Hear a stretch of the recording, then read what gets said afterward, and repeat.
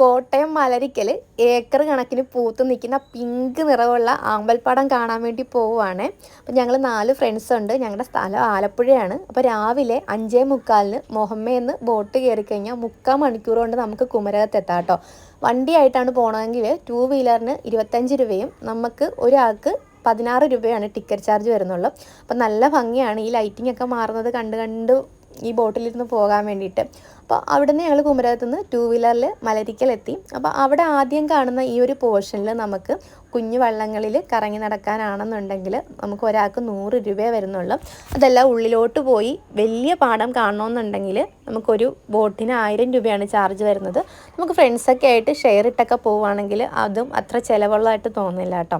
അപ്പോൾ കുറച്ചങ്ങോട്ട് പോകുമ്പോൾ നമുക്കൊന്നുമില്ലെന്ന് തോന്നും, പക്ഷേ ഉള്ളിലോട്ട് പോകും തോറും നല്ല ഭംഗിയാണ്. നമുക്ക് ദൂരത്തുനിന്ന് കാണാൻ നേരം ഇങ്ങനെ ആമ്പലെല്ലാം നല്ല അടുങ്ങി നിൽക്കുന്ന പോലെ തോന്നും. പക്ഷേ അടുത്ത് ചെല്ലുമ്പം എല്ലാം അകന്നകന്ന കേട്ടോ. പക്ഷെ നല്ല ഭംഗിയാണ് കാണാനായിട്ട്. ഈ 2 സൈഡിൽ ഫുള്ള് പിങ്ക് നിറത്തിൽ വന്നിട്ട് നമുക്ക് നടുക്കുകൂടി ഒരു വഴി പോലെയൊക്കെയാണ്. അപ്പോൾ ഉള്ളിലോട്ട് ചെല്ലാൻ നേരത്തേക്കും നമുക്ക് ഇതിൻ്റെ ഇടയ്ക്ക് കൂടി പോയി ഫോട്ടോസ് എടുക്കണമെങ്കിൽ ഫോട്ടോസ് എടുക്കാം.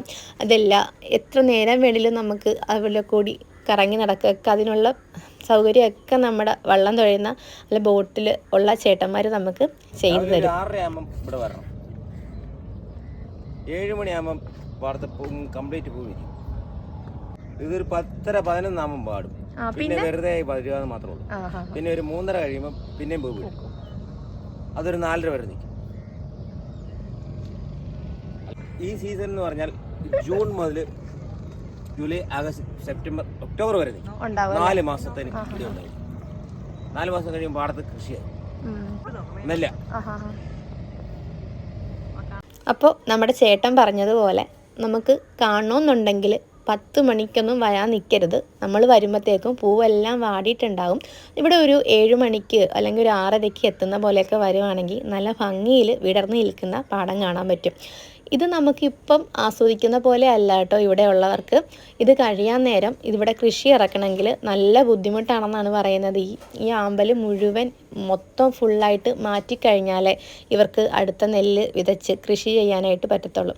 അത് ഭയങ്കര ബുദ്ധിമുട്ടുള്ള കാര്യമാണ്. അപ്പം നമുക്ക് ഈ ആസ്വദിക്കുന്നത് മാത്രമല്ല, ഇതിൻ്റെ പുറകിൽ വേറെ കുറച്ച് കാര്യങ്ങളും കൂടിയുണ്ട്. നമ്മൾ വരുമ്പം തന്നെ റോഡ് സൈഡിൽ ചേച്ചിമാർ പൂവൊക്കെ വിൽക്കാൻ വേണ്ടിയിട്ടുണ്ടാകും. അപ്പോൾ ആമ്പൽ പൂവ് വേണം, വീട്ടിൽ കൊണ്ടുപോകാൻ വേണം, അല്ലെങ്കിൽ ഫോട്ടോസ് എടുക്കാൻ വേണം എന്നൊക്കെ ഉള്ളവർക്ക് അവരുടെ കയ്യിൽ നിന്ന് വാങ്ങാം കേട്ടോ.